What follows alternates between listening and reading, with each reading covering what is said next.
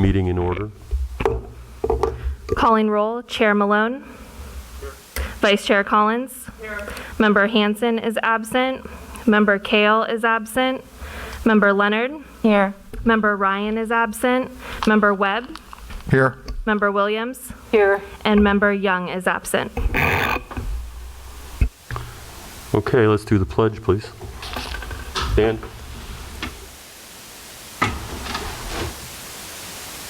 Ready? Begin. I pledge Allegiance to the flag of the United States of America and to the republic for which it stands, one nation, under God, indivisible, with liberty and justice for all. Thank you.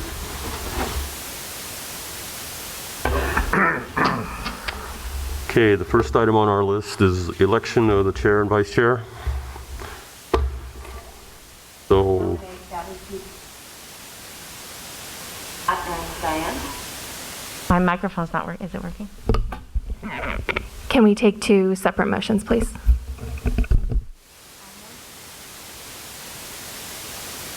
need a second. Second.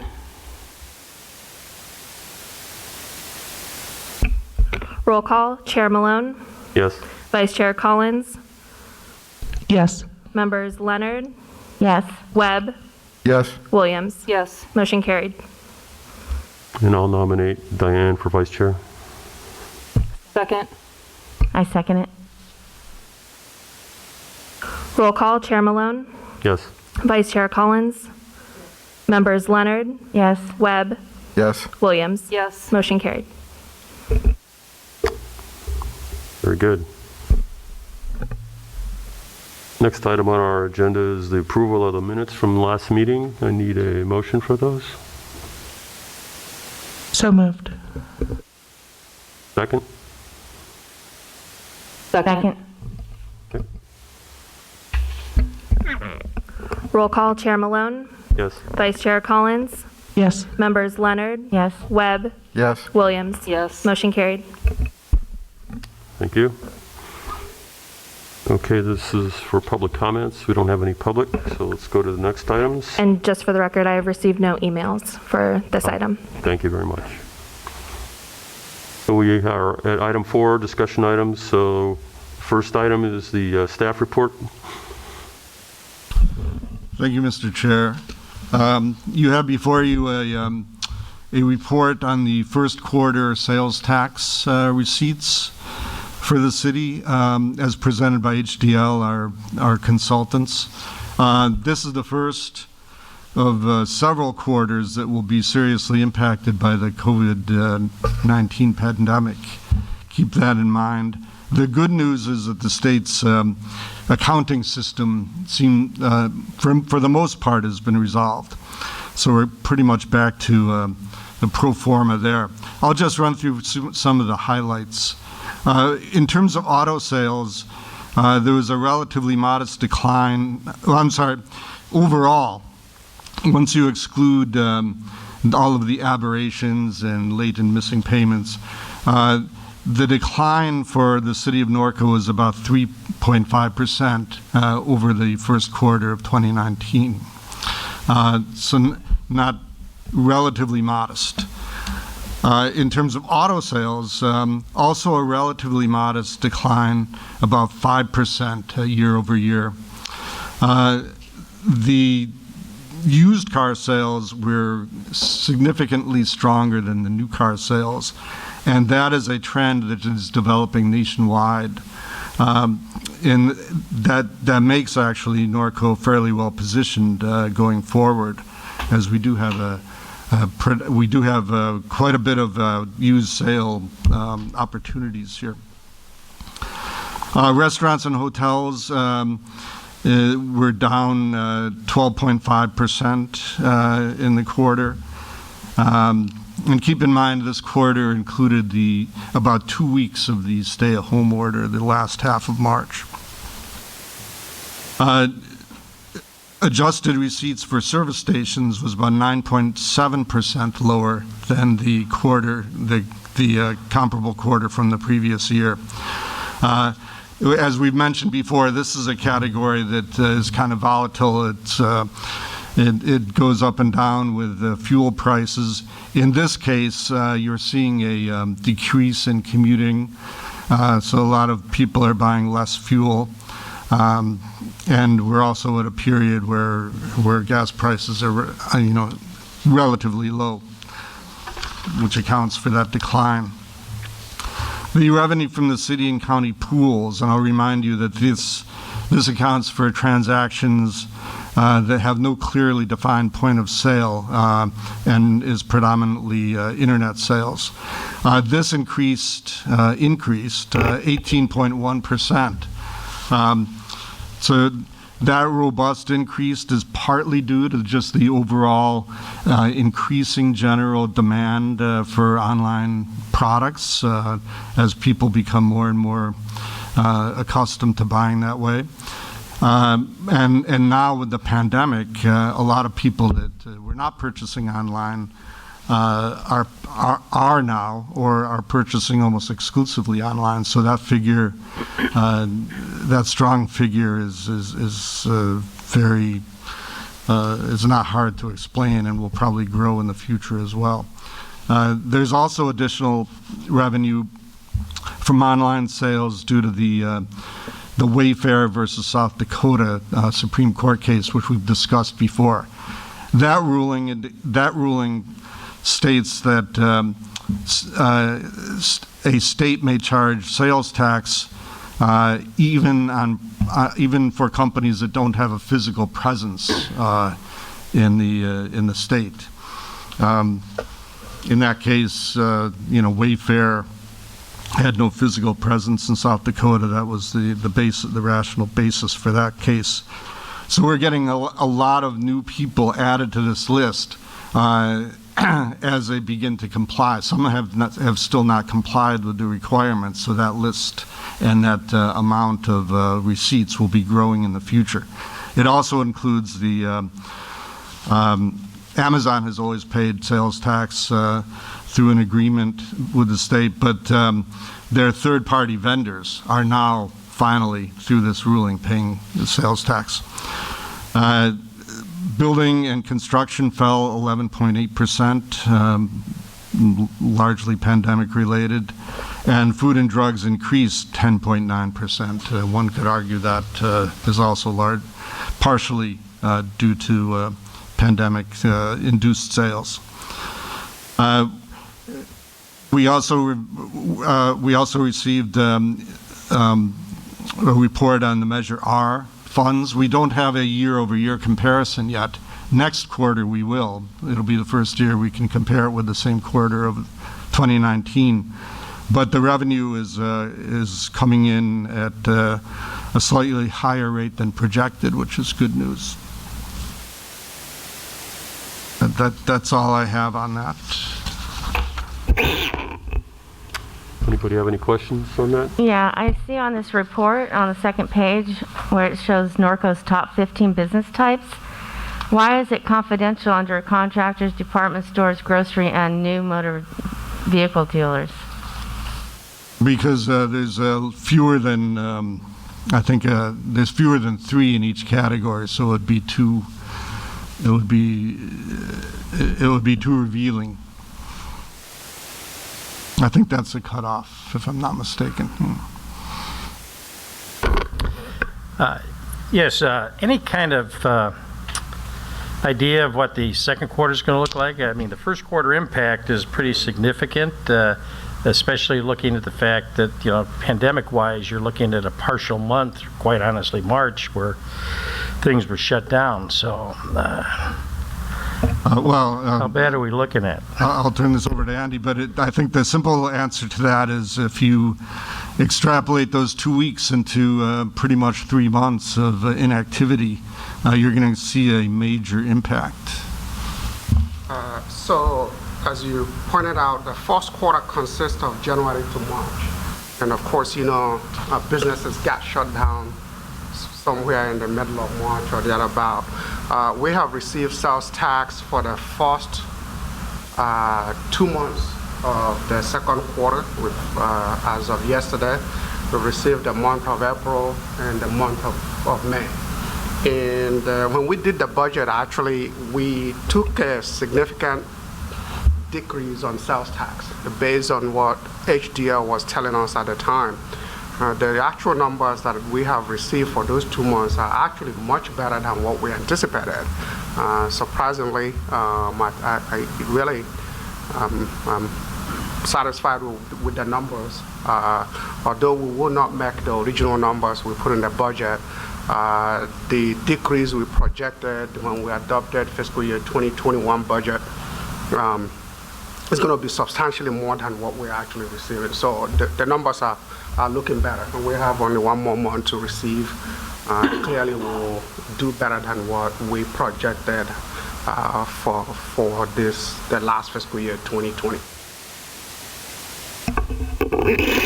I have a question for you, Andy, real quick. Can you explain what better than anticipated means? I mean, I still imagine we're in a deficit, but where within the scheme of things? Yeah, so I believe we did the budget for this current fiscal year. We projected that our sales tax was going to come in about 1.3 million, could be 1.1 million, lower than what we projected when we began that fiscal year, or even at mid-year of fiscal year 2020. As we come close to concluding this last fiscal year, I think those numbers were probably going to be down maybe about 600,000. So clearly we are going to do about 600,000 better than what we were expecting. We won't make the numbers that we started the year with, which is 7.4, but I believe we are going to be close to 6.9. Thank you. Anyone else? Okay. And one other thing I want to point out, I know Roger mentioned Measure R. Measure R is also doing substantially better than what we anticipated. For most cities, the ratio between the 1 cent Bradley bonds sales tax and the transactions and use tax, they say is about 61%. We're running about 10% higher than that. So we're not seeing a whole lot of leakage, meaning people going to other cities to buy, or so we're doing better than what the average statewide usually is. Great.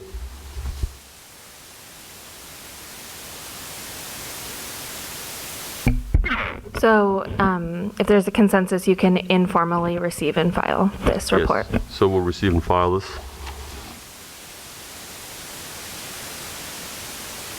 Okay, the next item is EDAC questions of staff.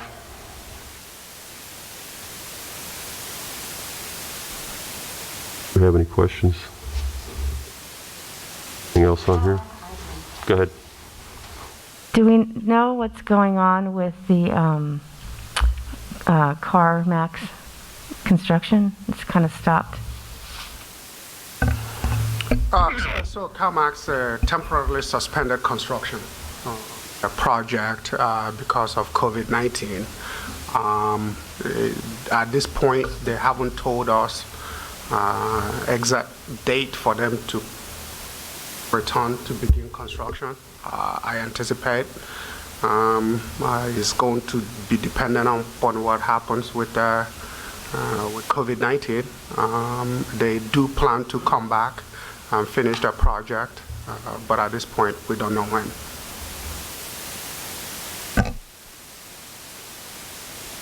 Okay.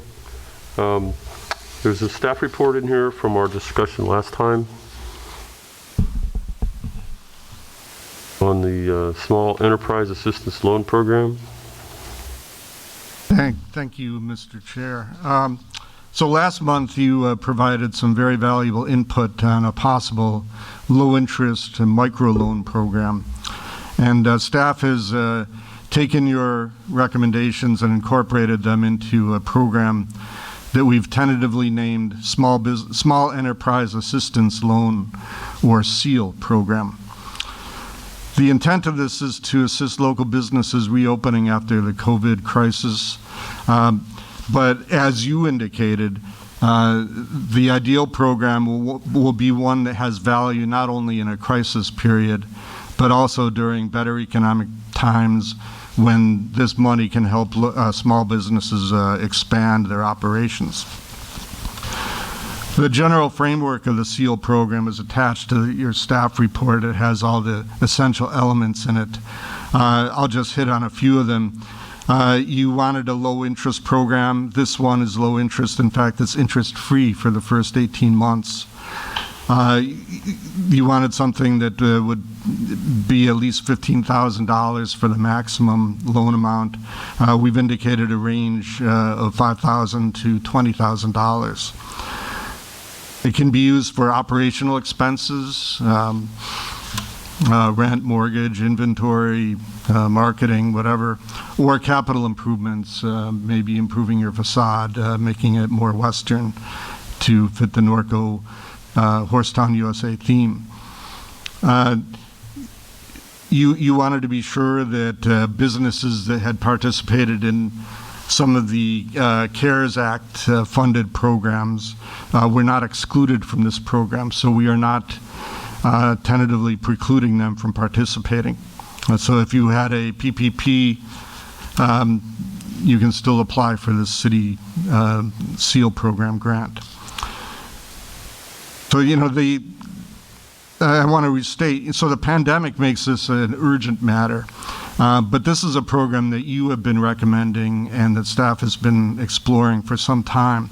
It would assist businesses expand their operations in good times, and in challenging times like this, it can help them survive. So now we're looking for your final input and hopefully a recommendation to take this to City Council so we can begin getting some loans out to businesses. Roger? Yes, ma'am. It looks beautiful what you guys came up with. But the loan amounts, you said 20,000 on this paper. It says 5 to 15. So are you increasing it to 20? Oh, I'm sorry. It's 5 to 15 based on your recommendations. Now, if we could go higher than that. There's, perhaps you might want to consider going up to 20,000. Yeah, I would recommend 20 to 25. I mean, that way it gives someone enough leeway if you need to fix your lighting or whatever it is. It's quite costly. Yeah, the 5 to 15 was actually based on your specific recommendations. Right. But I mean, in terms at the staff level, we actually thought that we should go to $20,000. I agree with that. 20 or 25. Yeah. Recommend that as well. But what you've lined out, I'm really pleased. It looks it's a wonderful option for someone. Thank you for looking at it so deeply.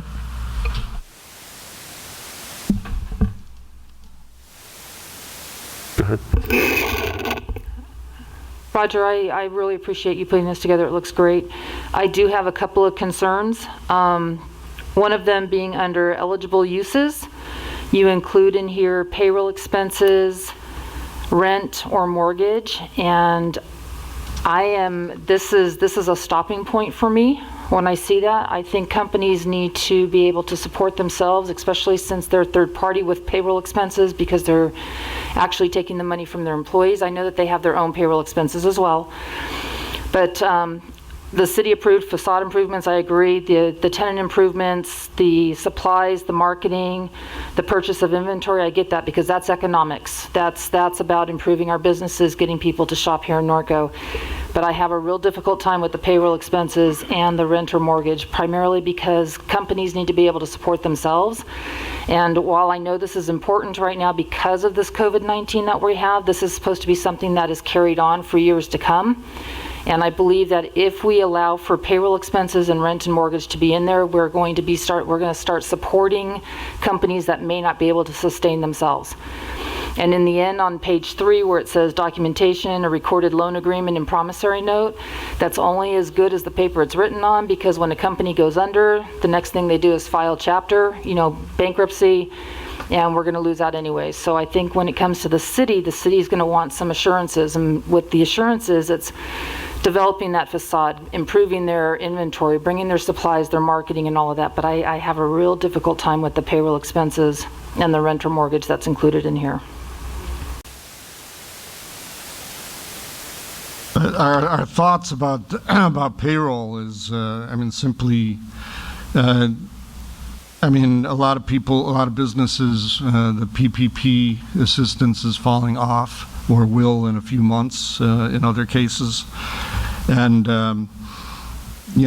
this, maybe in a normal environment, we would exclude that, but we're concerned that, we're affecting, if we don't, if payroll is not one of the eligible expenses, we're concerned that the jobs, livelihoods are lost, and a lot of these are local people and their families and households, local households would be affected.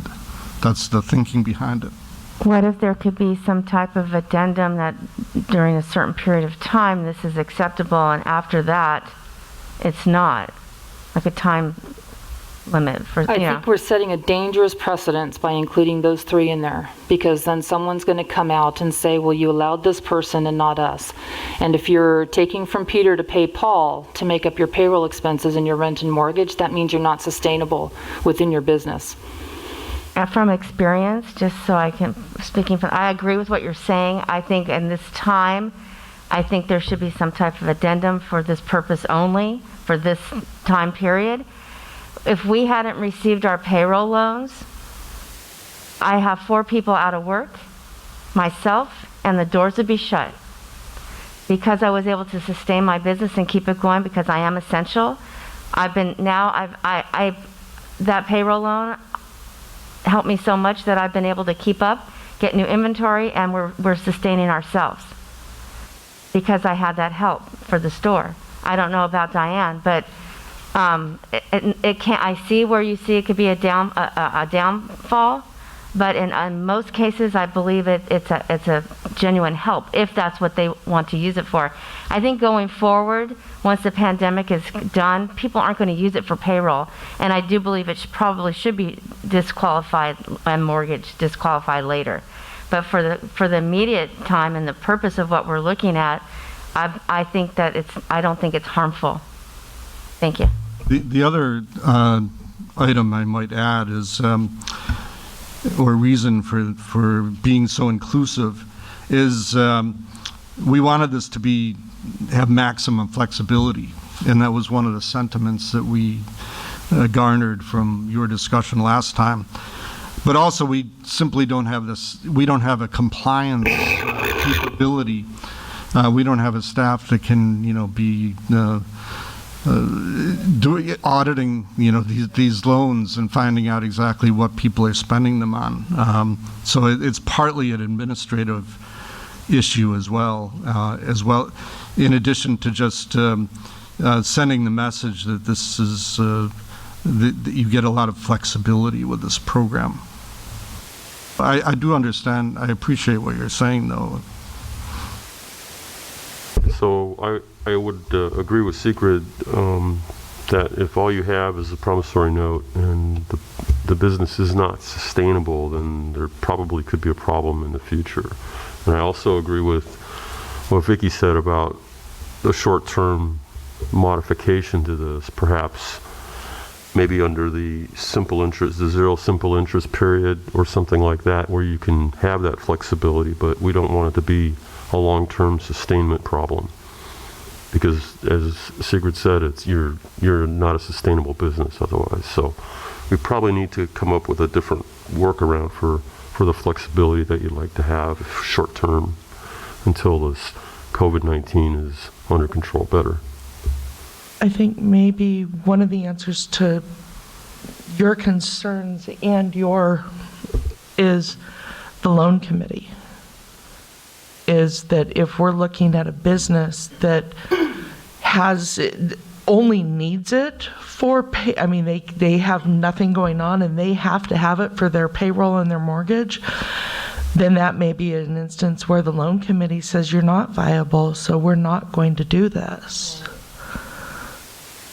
So that may be So with the loan committee is the final lending decisions will be determined by the city manager based on the recommendations from the committee composed of EDAC and the economic development consultant.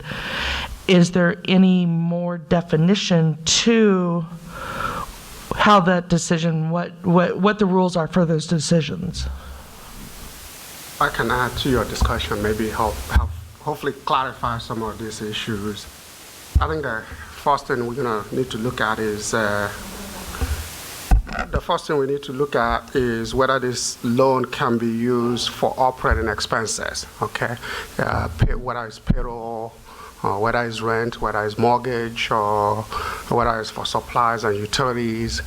That's one question we need to answer. Or we can simply say, when it comes to operating expenses, this loan is really to cover any gap in working capital.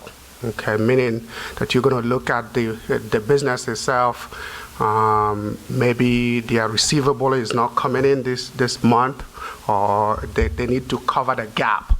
This loan is not designed to provide funding for businesses that are, in essence, going to become insolvent, right? But if they can demonstrate that they need this money to cover a gap in cash flow, that is one way of looking at it. You can also look at it strictly from this loan will be simply for improvements to the business, capital in nature, whether it's facade or adding something that is tangible that enhances the value of the business, right? That's another way of looking at it. If it's for covering working capital or for capital improvements, I'd like you to look at it from that perspective. It's kind of whether it's payroll expenses or not. It kind of becomes very hard to measure that way with what you include and what you don't include. As with any loan, unsecured loan, there is always going to be a risk of non-repayment. So the one way of looking at that kind of stuff is through the procedures that we're going to put in place. If, for example, is a working capital, we're going to look at the information that's provided to us to demonstrate that, in fact, that business needs that working capital. Is a cash flow issue that they need to cover. If it's for capital improvement, they're going to need to show us where that money is going to. But there is always going to be a risk of loss when you're dealing with any unsecured loan.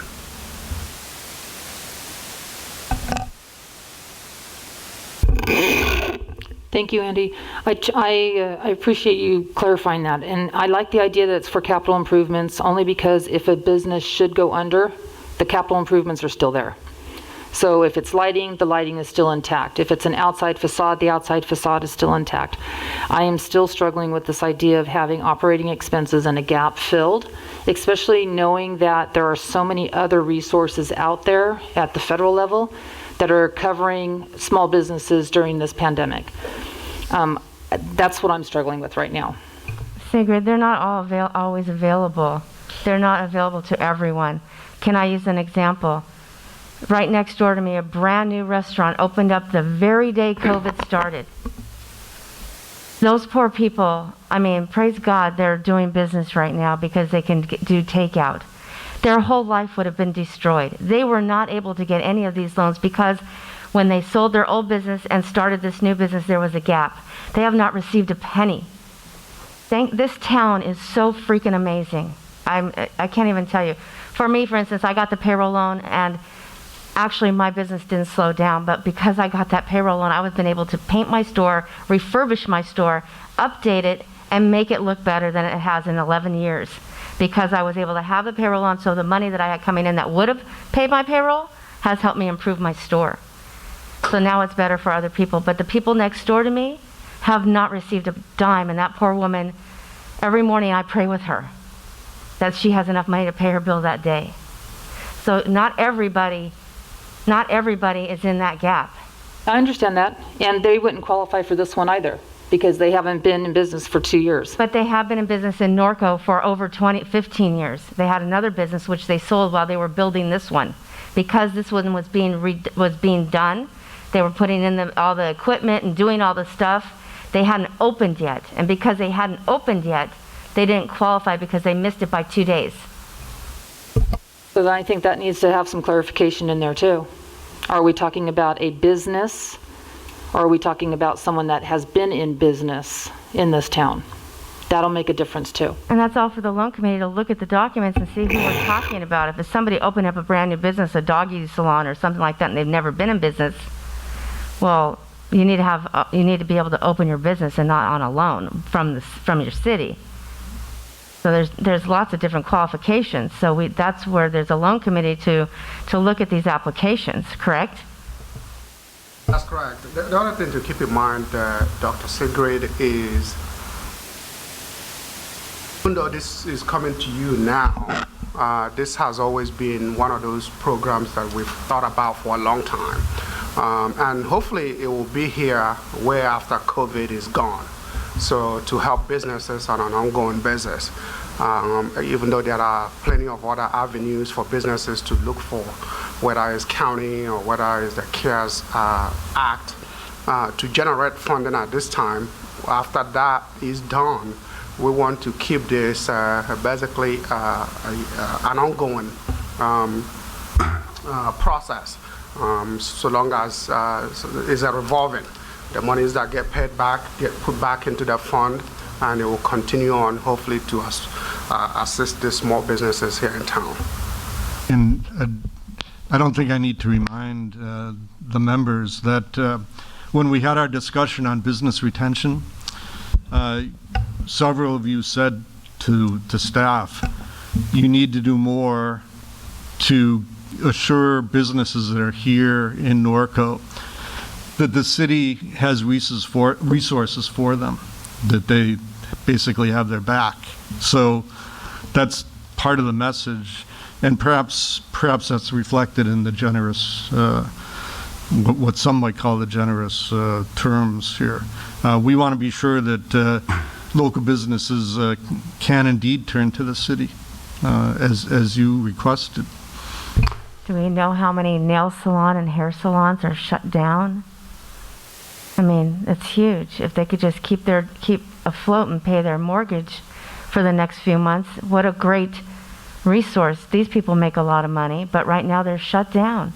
So something like this would certainly be of benefit. These are long-standing businesses in our town that are unable to open. Also, I should add that because of COVID, a lot of cities are instituting some forms of loan programs to help businesses survive. It would really be putting us at a competitive disadvantage if we did not have something. Now, we can certainly tweak the terms, but I think it's imperative that we do have something for our business community. So the recommendation here is to forward to City Council for consideration, but we've had quite a bit of discussion here on this. If we still recommend to forward to the City Council, will it include all of our discussion notes? We can also bring it back after we modify it, if you give us the final concept, so that we can bring it back before, so you can formally approve it, and then we take it to the City Council for final approval. Would that be an out-of-cycle meeting, perhaps? Is this an urgent matter, or? Well, we have monthly meetings, right? EDAC supposed to have a special meeting if there is a need to do that. But again, I want to make it very clear, whether we have COVID or not, we would still be recommending this program. This is something we're looking at before. So this isn't something that is urgent because of COVID. At least I don't see it that way. As has been identified here, there are other loan programs, there are grant programs that the county is offering for COVID-related issues right now. So I want to make sure we get it right first for our own purpose, and then get it right. We can put it on the agenda for next month if you'd like, Mr. Chair. Yeah, I think we need to rework this a Yeah, little we bit. can bring Maybe it add a little back bit more with, detail. With terms that reflect your comments today. Yeah, I think it's worth another look. Yeah. too. And, you know, my thinking on this is very, it kind of reflects what Andy just said. I mean, COVID, you know, kind of ignited may have been an impetus to engaging, you know, in this process. But this is a program that the EDAC has endorsed for a long time, long before COVID, and it's the kind of program that, as they say, is designed for all kinds of economic conditions. Well, I agree with everything that's been said here in one form or another. It needs a little bit of rework, some of the amounts adjusted, maybe a clause in here for the COVID short-term thing that might be applied, and then I understand what Sigrid is talking about as far as solvency and things like that of the business, but I also understand Vicky's comments as well. So I think we need a little bit of rework here, and then we'll bring it back next month. And then I do have a couple of questions. Sure, go ahead. On the availability, the subject to availability of funds provided on first come, is there some type of definition of what those funds are, how much they are? Well, that's very ambiguous. Yeah, that's a good question. We don't know. I think so. The recommendation will probably have City Council allocate maybe $150,000 to start, right? And again, it's a revolving fund. And if the program is working well and is helping businesses accomplish what we want them to accomplish, the City Council can always appropriate more funds into it. So availability means, say we have $150,000 as an allocation, or $200,000, whatever the number is. Once that money runs out, that is run out unless we go to the City Council and increase appropriation for that, depending on, again, on how it's working. And then my other question, I don't see anything like as far as the time it will take to process from the time the application is received until the business owner receives the answer of whether they're going to receive the loan or not. And that's something, especially when we're talking about this small loan amount, those are little tiny businesses that are needing this. And if they're asking for it, they probably need it pretty quick. But we talked about that, but did we say like, suddenly it's going to not exceed 30 days at all? I'm on a committee for the county regarding nonprofit up to $10,000 specifically, and in their format, it's as it ended up to be. There's it's a month. In other words, it started the 1st of July. It's going to end as far as application by the end of the month, and in August those applications for grants will be awarded. So I suspect that because of what we're, well, in anything, if we open it up and maybe have it periodically in conjunction with, annual budget and things like that, maybe just have an annual, time frame, during the course of a year, not something that may necessarily be ongoing. So these should be processed rather quickly. Which is why many of the part of that's also a reason for the flexibility here. We don't, if we don't demand a lot of requirements up front, from the applicant, it should go pretty quickly. We have residential rehabilitation loans through our housing fund, which are, once the application is approved, they go very quickly. This should not be much different.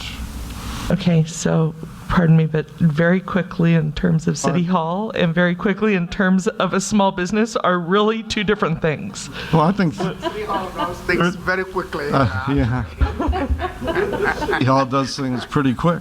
Pretty quickly. Okay. I mean, I'm thinking 30 days. I don't know. To a large extent, it's going to depend on the applicant. If they provide us the information they need, once that is ready, the loan committee can meet, and soon as they meet, we issue them a check. Yeah, I mean, I just think that as a business owner, if I am applying for this loan, to having gone through this with both the P3 and the idle loans, going, am I going to get it? Am I going to get it? Am I going to get it? A much smaller And bureaucracy. right, but having something that is communicated to the business owner to be able to say that normally are funded within 30 days of receipt of application. Normally, I mean, not committing to that date, but I think that something like that, because that way the business owner has an idea and can help, that I should know within 30 days if I'm going to get this money or not. I think something like that included would be really helpful for the business owners. I think that's very reasonable. We also used to have a facade improvement program, which was it was a grant, but the process was exactly the same as a low-interest loan. And the longest period involved getting complete information from the applicant, but once he or she provided all of the information, it went to council, pretty quickly. So I think an indication of approximately 30 days would probably be reasonable.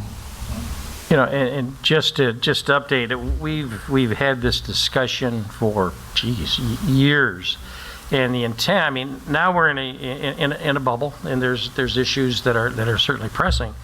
But when it goes back to the strategic plan and the things we've talked about, this was how can we improve the look of the city? How can we help business owners that may not have $10,000, $15,000, $20,000 to and improve their property and to do other things to make it more attractive to do business with them and in the city of Norco. That was really the driving force behind this for many years. And yes, we're in a time bubble here with other issues, but at the end of the day, I think that's really, to the point is, yes, today we have some pressing things, but the intent was to be able to help the city and the business with things that they may not have the wherewithal at the time to do. And point being, this would be ongoing for as long as it would be funded by council in the city. So, but it doesn't mean that it can't be looked at, approved, and be timely. But I think the pressure today is different than what we've talked about for years. I mean, if you're going to put new signage up, there's not a importance to do it tomorrow. I mean, it is a process to get things done or to improve. And I think we're getting colored, and the frame is a little different because of the way things are today with it. And the intent was win-win for the city and the business. So. Great. Any other questions, comments? So instead of receive and file or forward to the council, send it back for rework and review it again, and then. Yes, we'll put it on the agenda for August. Excellent. Okay, the last item on our list is staff, EDAC, city manager communications. City manager or Carl, would you have anything else? City Hall is open. For those of you that don't know, we're one of the few cities that actually have our City Hall open. We were closed right around mid-March, and then I know we were closed for maybe 8 weeks or 7 weeks, thereabout. And we've been back since then. Obviously, our customers, our residents appreciate that. But we are taking all the necessary precautions to make sure that we keep those customers and our employees healthy. But not just, of course, city council meetings are now closed to the public. We had it open a month or so ago, and then obviously COVID cases started to surge. And of that is now closed, but we stream it live, and available for the residents to watch anytime. Very good. Staff, do you have anything else? EDAC members? I have a couple questions on the business posture. So hospitality being one, we were going to open 2 new hotels, which are probably on hold now. And there's an empty lot on the corner over here on Hamner and 4th Street. Is anything going on with any of that stuff? Things like that? So the True Hotel, which would be between Bob's, Big Boy, and Fairfield, they have indicated that they're going to pick up their approved permit. So we expect them to proceed, which is great news in this environment for an industry that's been pretty devastated. And we continue to communicate with the owner of the Holiday Inn Express project at 5th Street in Hamner.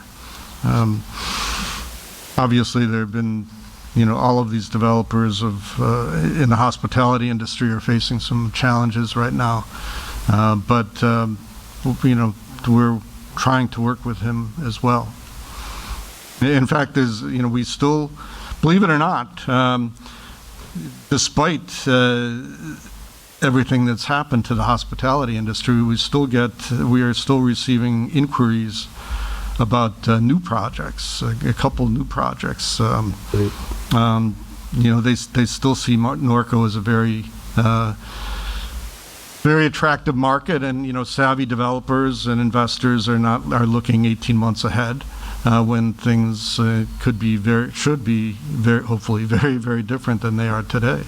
And so a project that is conceived today will come online 2 years from now, probably, in a totally normal environment. And then there was some other work going on in the north part of town, Old Hamner. So that project, the 15 acres between the freeway and Hamner, north of 6th Street, which a couple members participated in a meeting about, that is still it's still being explored. Tenants are not making commitments right now, especially, in the, restaurant and retail sectors. But, as I say, there are people that are looking further ahead. So we continue to be optimistic, but that, we're not expecting miracles in the next, 6 weeks. Right. And then the last one would be the project that was, is there any change to the one on Mountain in 1st and 2nd? Big one, the 100 acres. That's already been approved by the city council. Right. Has they changed anything since the approval? The project developer is currently working with staff and city council to finalize the development agreement, which we believe will go to the city council next month. He's signing the project. I think it's a project that is going to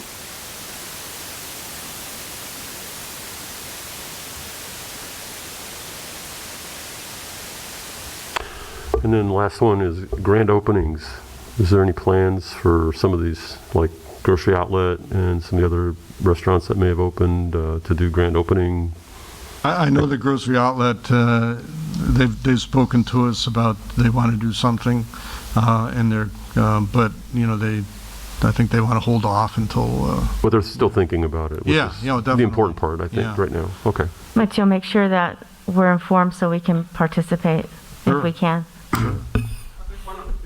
actually going to come up hopefully by the end of this year or early next year is the 400,000 square foot consisting of 4 buildings, the corner of Town and Country and 5th Street. That project, as you know, those entire buildings were leased out to a company known as Better Nutritionals. They're going to be manufacturing vitamins. One of them is Goli, which, if you've been paying attention, you've seen the advertisement on TV. one of the most popular vitamins out there. They are working hard, doing their tenant improvement. Actually, when it's fully done, it might add as many as 1,000 jobs here in the city of Norco. That is a Right. significant project. That's great. Better nutritionals. Better nutrition.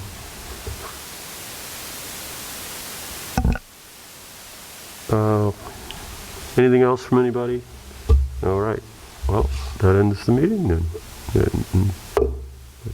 9:06, I guess. Thank you.